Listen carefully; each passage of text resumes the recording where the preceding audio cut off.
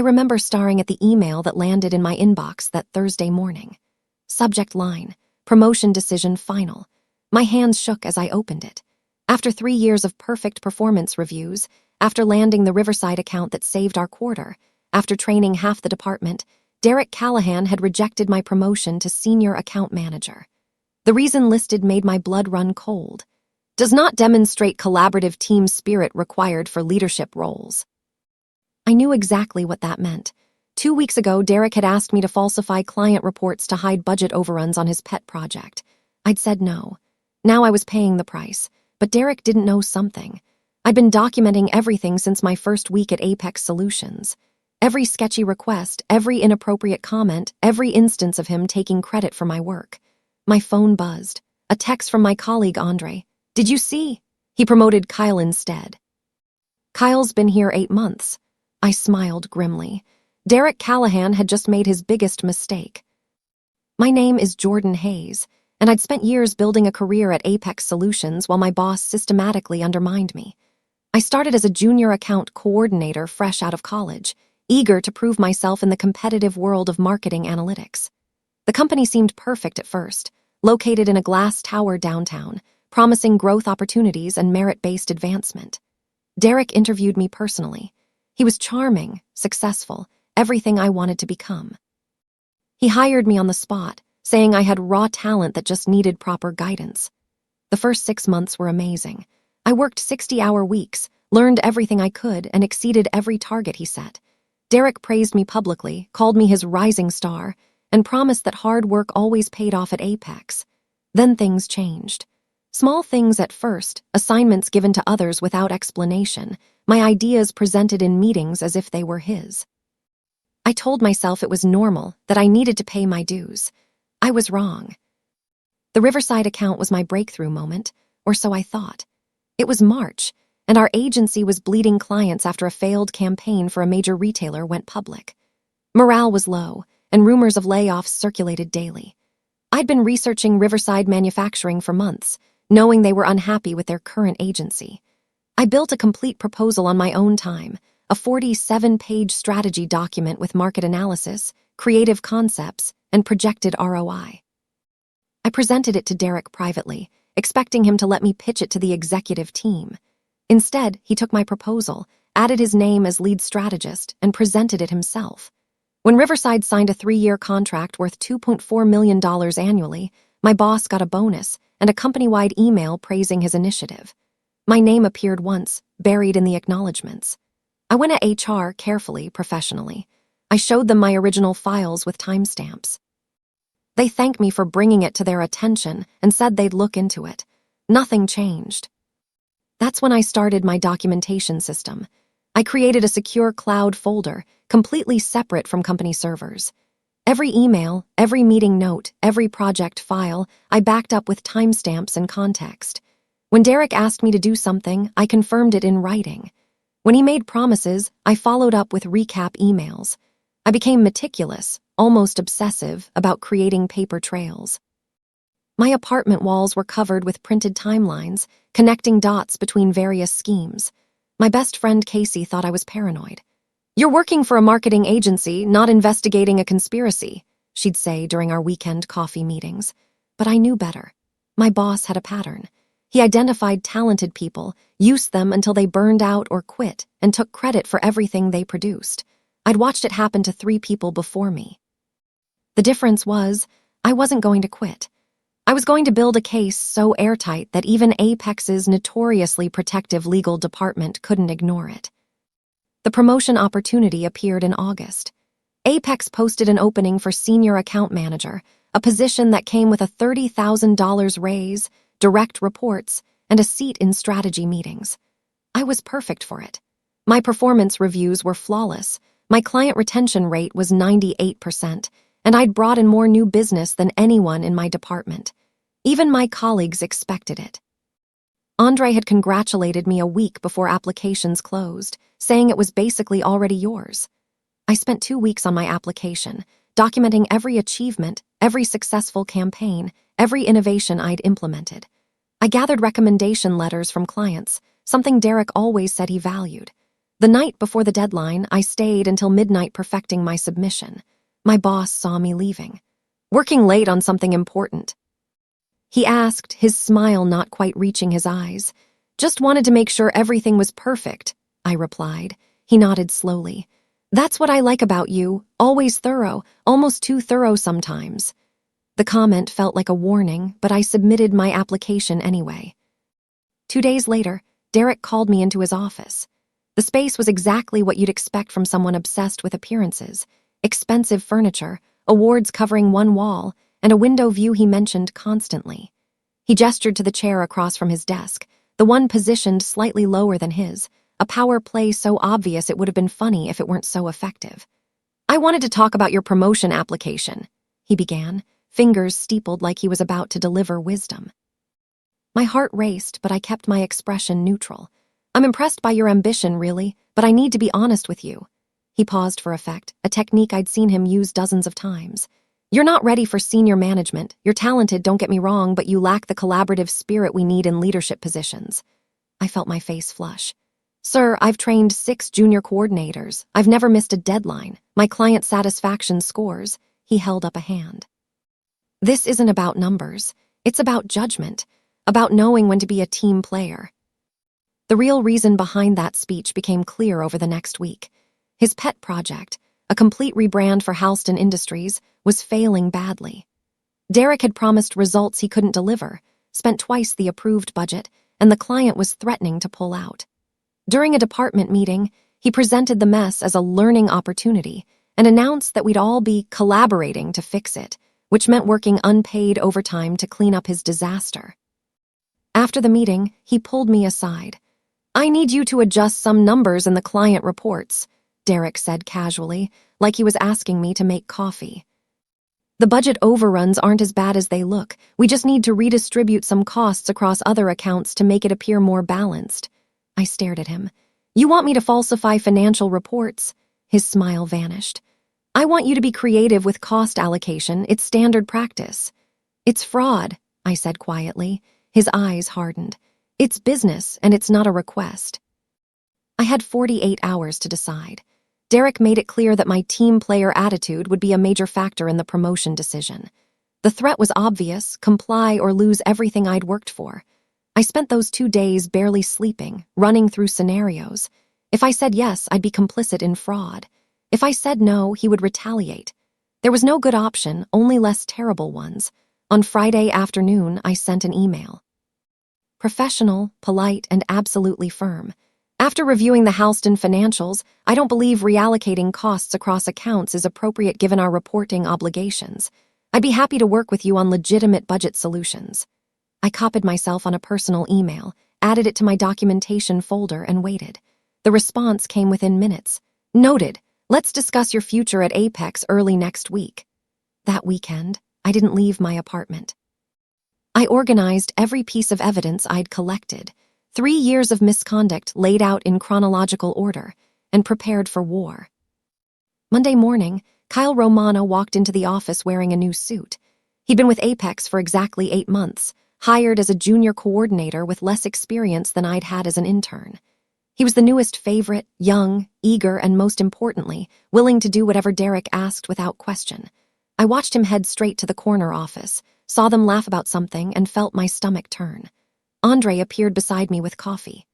"Promotion announcements are today," he said quietly. "Everyone knows you should get it. Even Callahan can't be that obvious." But he could be exactly that obvious. At 10 a.m., the department gathered in the conference room.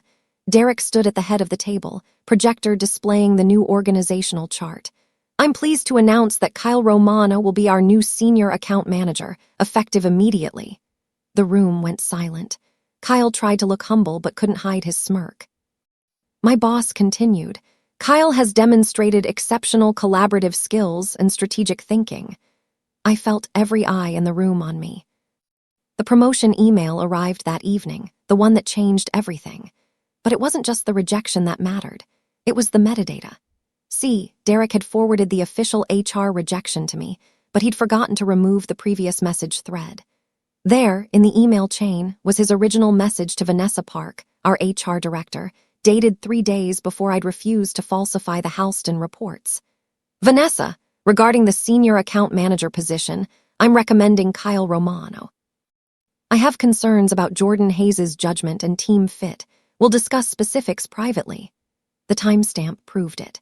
My boss had decided to block my promotion before I'd refused his request, which meant he'd been planning to retaliate for something else entirely. I scrolled through my documentation, cross-referencing dates and events. Then I found it. 2 weeks before that email to HR, I'd been copied on a client message by mistake. The client had specifically praised my work on their campaign and mentioned they'd requested me as their primary contact going forward, bypassing Derek entirely. Derek hadn't blocked my promotion because I refused to commit fraud. He'd blocked it because I was becoming more valuable than him. The fraud request came after, a test to see if he could control me, maybe even gather ammunition if I agreed. But the real threat was my competence. If I got promoted, I'd have direct client contact, budget authority, and visibility with senior leadership. I'd be untouchable. That's why Kyle got the promotion instead. Kyle wasn't better, he was safer. He'd never outshine Derek, never question him, never pose a threat. I sat at my kitchen table, laptop open, and finally understood what I was dealing with. This wasn't about one promotion or one incident of retaliation. My boss had built an entire system to ensure no one in his department ever succeeded without his permission.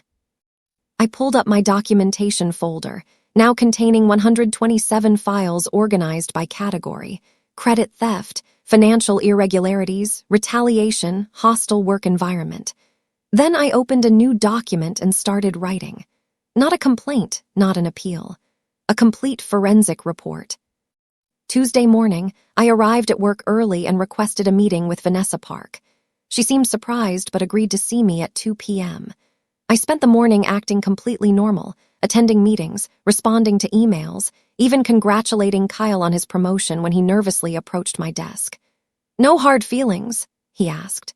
"None," I lied. At 1:45 p.m., I printed 3 copies of my 93-page report. Each copy was organized with tabs, highlighted key passages, and included a table of contents. The evidence was irrefutable.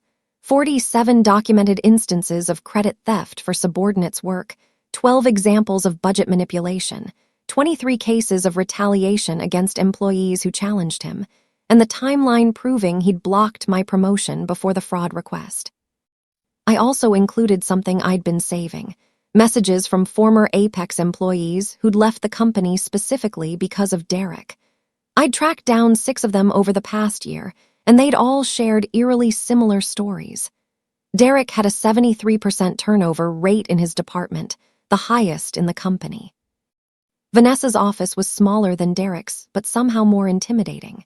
She was known as a fierce protector of company interests, which meant she defended Apex against lawsuits, not necessarily against bad managers.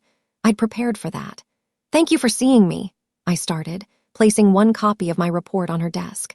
"I'm here to discuss a pattern of misconduct that exposes Apex to significant legal and financial liability." Her expression shifted from polite to alert. I'd chosen my words carefully. Not "I want to complain about my boss," but "the company faces liability." Vanessa picked up the report, flipped through it. "This is quite extensive. 3 years of documentation, every incident verified with emails, meeting notes, or witness statements. I've organized it by legal risk category." I opened to the first tab. "This section covers instances where my supervisor took credit for subordinates' work, then used false performance narratives to justify withholding promotions and raises. That's fraud in employment practices." Her face was unreadable, but she was reading every word. I walked Vanessa through each section. The credit theft pages showed how Derek had built his reputation on other people's work, including the Riverside account that was entirely my strategy. The financial irregularities section detailed his request for me to falsify reports, complete with my email refusal and his threatening response. The retaliation section was the strongest. I documented not just my blocked promotion, but a pattern. 3 other employees had been denied advancement after challenging Derek. All 3 had left Apex within 6 months. I'd included their exit interview notes, obtained through a former HR assistant who'd become a friend. The most concerning element, I said, turning to the final section, is the timeline. I laid out the evidence. His email to you blocking my promotion, dated March 15th. His request for me to falsify reports, dated March 29th.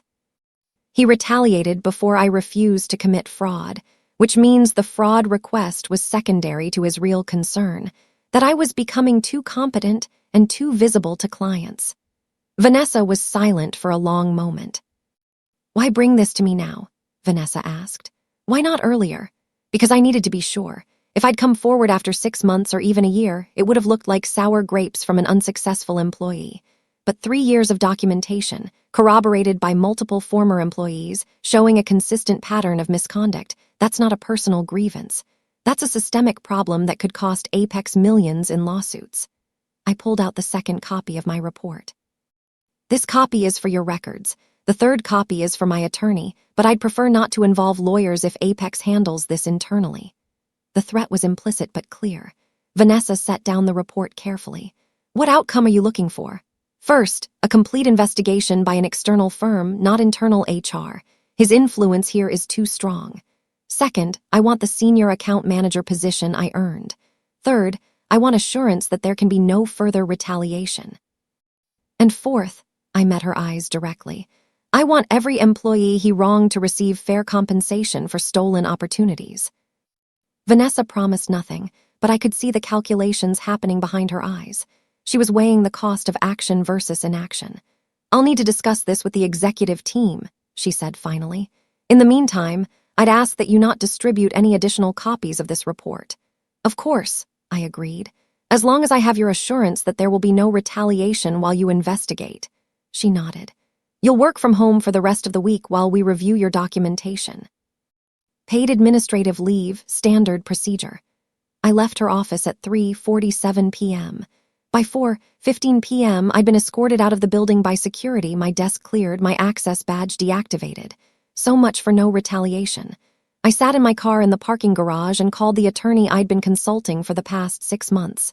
"They just pushed me out," I told her. "Perfect," she replied. "Now we file with the labor board." "They just gave us constructive dismissal to add to everything else." I smiled for the first time all day. Derek thought he'd won by getting me removed from the building. He'd actually just handed me the final piece of evidence I needed. The next morning, I filed formal complaints with 3 agencies: the State Labor Board for Workplace Retaliation, the Better Business Bureau for Fraudulent Business Practices, and the Professional Marketing Association for Ethics Violations.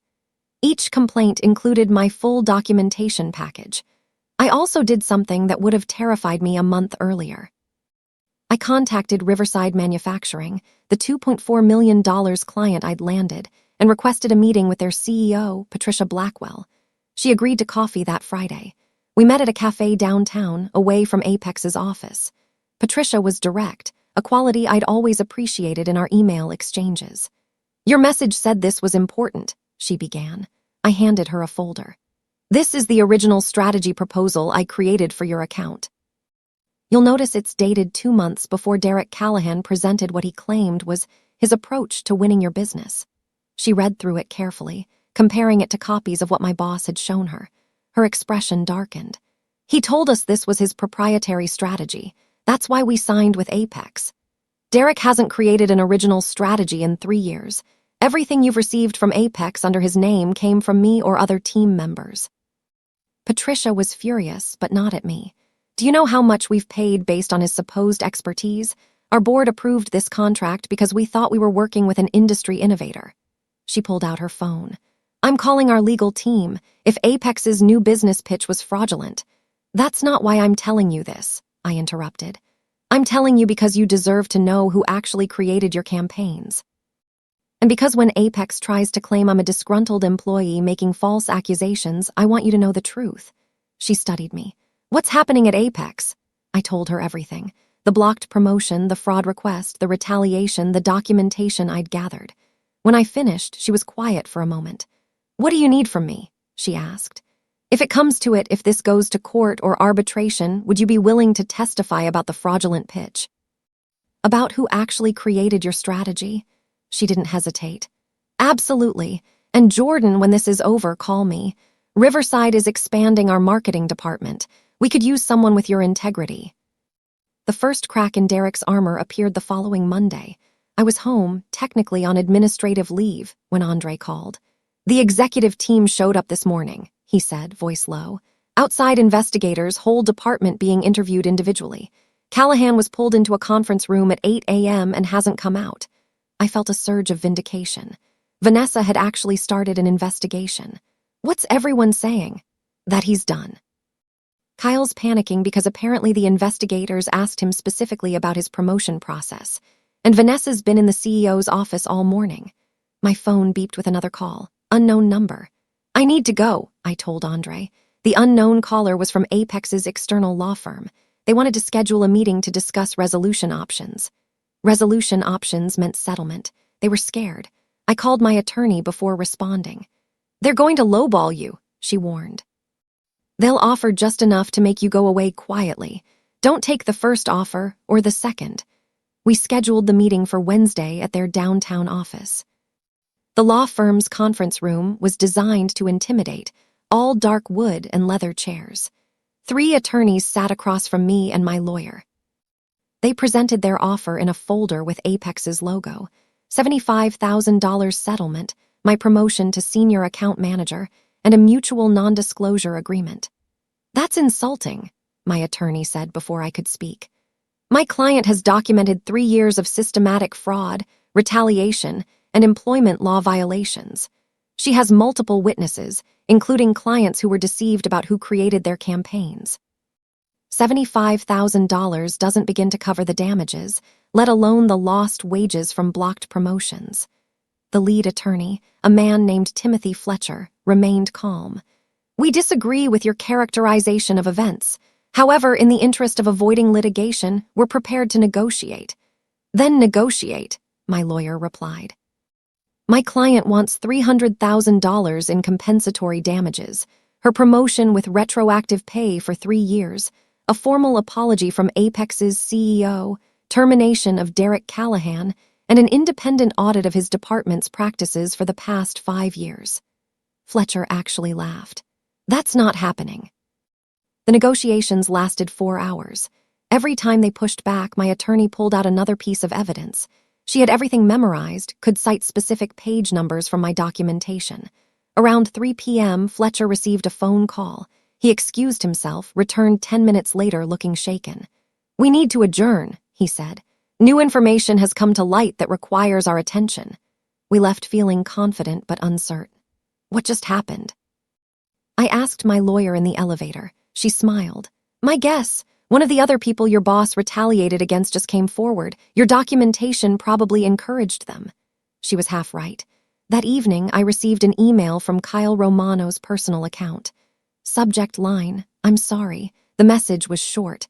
I need to tell the truth about how I got promoted. Derek told me to say you were difficult to work with. He showed me emails that made you look bad, but I found out later he'd edited them. I don't want this promotion if it's based on lies. I'm meeting with the investigators tomorrow. I forwarded the email to my lawyer with a simple note. The dominoes are falling. By Thursday morning, the situation had exploded. Andre called me at 7 a.m. Turn on the news, he said. I grabbed my laptop and searched for Apex Solutions. The headline made my breath catch. Local marketing firm under investigation for fraud and employment violations. The article was brief but damaging. It cited anonymous sources reporting that a senior manager at Apex had systematically falsified reports, stolen credit for subordinates' work, and retaliated against employees who challenged him. The article didn't name Derek, but everyone in the industry would know. My phone rang constantly that day. Former colleagues asking if I was the whistleblower, recruiters from other agencies offering interviews, and finally at 2 p.m. Vanessa Park. We need to meet, she said, her voice tight. Today, can you come to a neutral location? We met at a hotel conference room downtown. Vanessa wasn't alone. The CEO of Apex, Lawrence Sterling, sat beside her. I'd never met him before. He was usually too busy with the company's international operations to deal with individual departments. His presence meant this was serious. Lawrence Sterling didn't waste time. "We've completed our preliminary investigation into your allegations," he began. "The findings are deeply troubling. We've uncovered evidence of misconduct that goes beyond what you documented." He slid a folder across the table. "Derek Callahan has been terminated effective immediately. We're also conducting a comprehensive audit of every account he managed, every personnel decision he made, and every financial report he submitted." I opened the folder. Inside was a new settlement offer, $425,000, my promotion to senior account manager with 3 years retroactive pay totaling another $90,000, a formal letter of apology from the CEO, and a commitment to implement new oversight procedures in all departments. "Additionally," Lawrence continued, "we're reaching out to the 6 former employees you identified in your report. We'll be offering them compensation for the opportunities they lost due to his misconduct." I looked at my lawyer. She nodded slightly. "What about the non-disclosure agreement?" I asked. Lawrence hesitated. "We're requesting confidentiality about the settlement terms, but not about the conduct. You're free to discuss what happened within legal limits." I took the deal. Some people might say I should have held out for more, that I should have taken Apex to court and fought for everything publicly. But I'd never wanted to destroy the company. I'd wanted justice, accountability, and the career I'd earned. This gave me all 3. My first day back at Apex was surreal. The entire department had been reorganized. Kyle had been moved to a different team, his promotion rescinded. My new office was on the executive floor, with a window view and direct reports. Andre was one of them. He'd been promoted to account manager and seemed genuinely thrilled to work with me. The best part came 2 weeks later. I was reviewing new business proposals when Vanessa knocked on my door. "Someone's here to see you," she said. Patricia Blackwell from Riverside Manufacturing stood in my office doorway. "I wanted to deliver this personally," she said, handing me an envelope. Inside was a contract. Riverside was expanding their account with Apex by another $1.8 million annually, but with one condition: I had to be the lead strategist. "I meant what I said about hearing you," Patricia added. "But I'd rather keep working with you where you are, as long as you're being valued properly." 6 months later, I sat in my office and thought about everything that had changed. Derek had been blacklisted in the industry. Word spread fast about his misconduct. Kyle had actually turned out to be a decent colleague once he wasn't under that influence. And me? I'd been promoted again to Director of Client Strategy, overseeing 3 departments. But the biggest change wasn't professional. It was personal. I'd learned that documentation wasn't paranoia. That standing up to corruption wasn't career suicide. That speaking truth to power when backed by irrefutable evidence could actually work. My assistant knocked, interrupting my thoughts. "There's someone here for an informational interview," she said. "She specifically requested you." I smiled, remembering my own struggles to break into the industry. "Send her in." As the young woman walked into my office, nervous and eager, I thought about what I'd tell her. Work hard, document everything, never let anyone take credit for what you've built. And most importantly, never underestimate the power of one person with the truth, the patience to gather proof, and the courage to fight back when everyone expects you to stay silent. Sometimes the best revenge isn't revenge at all. It's simply refusing to let the corrupt win.